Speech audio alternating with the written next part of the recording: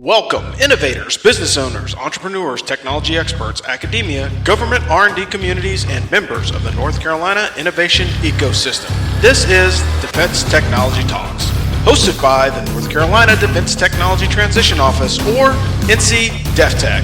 This podcast will showcase various technologies with local and national experts who aim to solve complex national security problems. In the coming weeks, we will highlight North Carolinians with the potential to, or those that have positively contributed to enhancing the capabilities of our warfighters, law enforcement, and first responders. We will also feature government leaders in research and development who have helped shape the future in this domain. These podcasts are just one of the many free services provided by the North Carolina government to assist the North Carolina innovation ecosystem to thrive and provide solutions to our nation.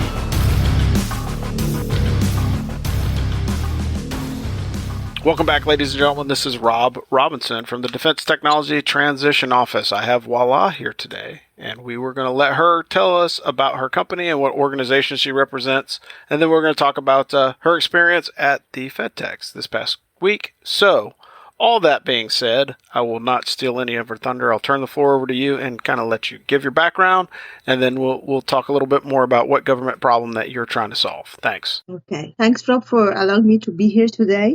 I am Walaa Enab. I'm a textile engineer and I am a PhD student at NC State University, Wilson College of Textile. It's my proud to say this is the best college of textile all over the world. And my hobby is craft. So since I was a kid, I used to use fibers and yarns to make beautiful craft. Then when I grow up, I converted to an advanced career. So if we start about the problem we are trying to solve in the military sector. So in the military sector and in aerospace, the weight is a major challenge. So whether we are speaking about an aircraft or a gears that is worn by our brave soldiers, the wear is a big challenge that there are always trials to make it lighter. So if the aircraft is heavy, it will consume much fuel. It will make a much carbon emission. Also, if the soldier are wearing a heavy protective equipment like a heavy helmet or a heavy bulletproof vest or heavy shoes, this will negatively affect the soldier mobility and will make him, uncomfortable. So, if we are speaking about a plane that's flying in the air or a gears worn by the soldier in the battlefield, both of them are made from textile composites. So quickly, what are textile composites? And this will lead us to our innovations. So a textile composite, simply, if you take a piece of fabric and then and immerse it in a specific polymer, let it dry, you will get this amazing material, which is called textile composites, which is very strong. It's much stronger than steel and aluminum, and at the same time, it's incredibly light, and also it's corrosion resistant. So that make many airplane and geared manufacturing company use textile composites to make the aircraft and the gears much more lighter. For example, Boeing 787, 50% of its weight are from textile composites. Also, if we come to military aircraft like F-35, you can find that 35% of the weight are from textile composites. So textile composite already made this great improvement and this great benefits in the military world. So we don't want the improvement to stop here.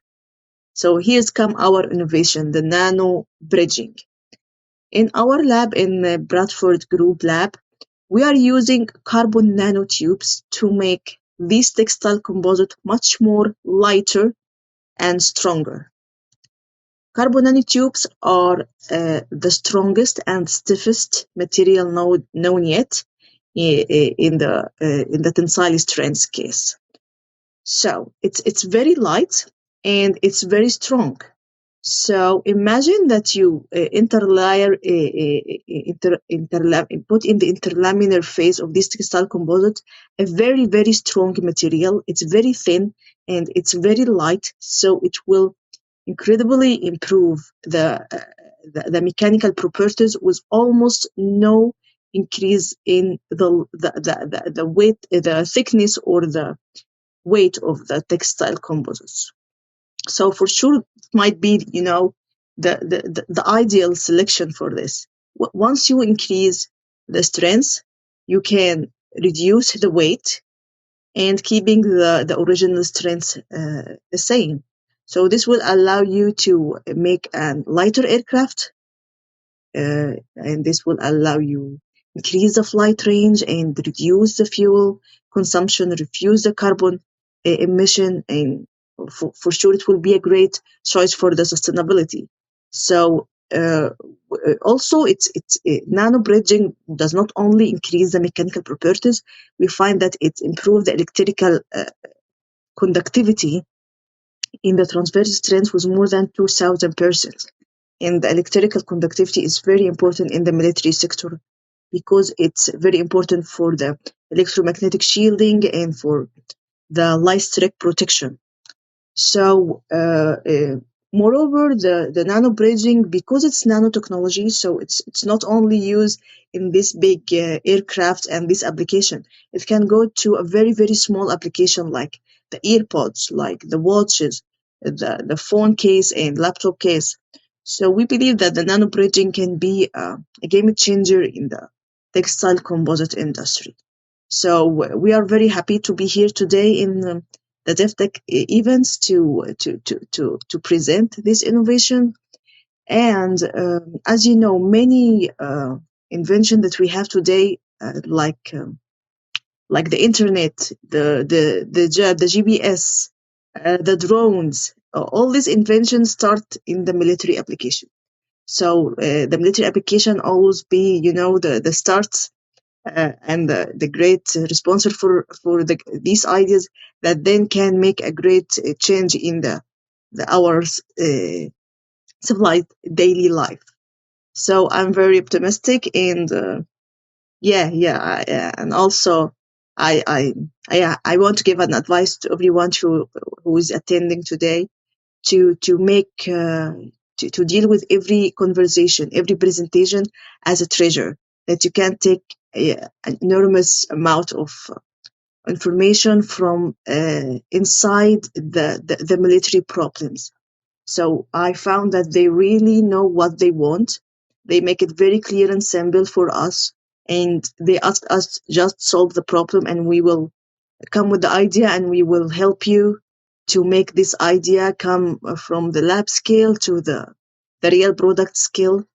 So this is great. And also, yeah, I want to thank especially DevTech who gave this great opportunity to us. You and Rob and everyone, really, you come from the military. So you know the language of the military, and you also know the language of the industry, you know the language of the academia. So you can make this great connection between all of us. And you make us meet the correct people, the correct experts. You make us meet the people who really wants our innovation, and we really want their innovation. So this networking really is invaluable. So Yeah, I appreciate the kind words, but one of the other things that we have to talk about is like the use of your nanotechnology, because people do not understand, how all these things interrelate. And you would think if I had one individual piece of steel that it would be pretty strong, but if I layer that piece of steel, same size, same dimensions, everything else, multiple times, 5 times, 10 times, 20 times, and try and bend it, then it almost becomes impossible. And so, it sounds like a simple process, but it's not. It's simple but complex, and it's one of those interesting problem sets that the military is always looking at. And one of the things that they're always trying to discover is how do I make something lighter better and more survivable. And it sounds like you hit all three of those equities, and by being able to do that is great. And one of the things that the government has to understand, or we as people that are close to the government or even in the military space, is we have to understand that there's a lot of research that's nested in the universities that doesn't get the visibility that it should. And you have founders that are working on these projects that could significantly impact, not only the military, but the commercial space and just regular day-to-day life, as you mentioned before. And we don't see those technologies because, it's like, oh, it's research and academia that just, it doesn't apply to me. And what you have done is you've made it very easily to understand that this technology is readily available. It's available today. And really, the limit to the use of this technology is your imagination. So it's not something specifically that's designed for one particular purpose or not. And that's the great part about being in the textile industry, being a person that understands the integration of different materials. And this is just the start. Your carbon nanotubes are just the start of a lot of other applications that you can use this technology for. Like you said, you could use it in aircraft, you could use it in your clothes. Like imagine being able to make a protective vest that is increased protection for soldiers or law enforcement or whatever. And so being able to bring all these equities together, and again, that's part of the reason why DefTech exists in the North Carolina Military Business Center, is to bridge that gap between the corporate organizations or the commercial organizations, the military and the academic organizations. Because had we not gone to the Wilson School of Textiles, we would have never met. And we would have never understood the level of complexity of the product that you are bringing to the market. And wish you and hope that you have great success. And I hope that people that are listening to this podcast actually figure out like, hey, look, this may be something that I can use. And it doesn't have to be specifically for the military application. And that's one of the luxuries that you have being in the academic environment, is that you can translate this into military or commercial use case, just so long as people are available for teaming and to partner with you. But really appreciate your time today. I do have one other question. Is there anywhere where we can find some of your published research or anything else that you're doing? And if not, that's okay. But just wanted to see if you have any additional feedback on where we can find your information. Yes, I know that for each podcast you put the information downside, so I will share with you. Yes, please, my website, and that would be my LinkedIn, and that would be very great if someone needs to know more about nano bridging and need to know more about our research group, or looking forward for a further collaboration. That would be a great contact point. All right. Sorry about that. I accidentally muted myself, but really appreciate you coming on today. Didn't take as long as I said it was, but again, these conversations are very, very pointed, and it's just to get the word out about what you're doing and let people figure out, are you the right teammate for them? But I really really appreciate you coming on today. Again, this is Rob Robinson from the Defense Technology Transition Office. And for us here on the call, we'd like to say thank you, and we'll talk to you guys again next time. Thanks. Thanks for listening to this week's episode of Defense Technology Talks, hosted by the North Carolina Defense Technology Transition Office, or DefTech. The views expressed in this broadcast are solely those of the individual contributors. As indicated, DefTech does not take responsibility for those statements or opinions and accepts no responsibility or liability for any inaccuracy or omissions reported during this program. The content and interviews are fair use for instructional purposes and to build awareness for the North Carolina innovation ecosystem.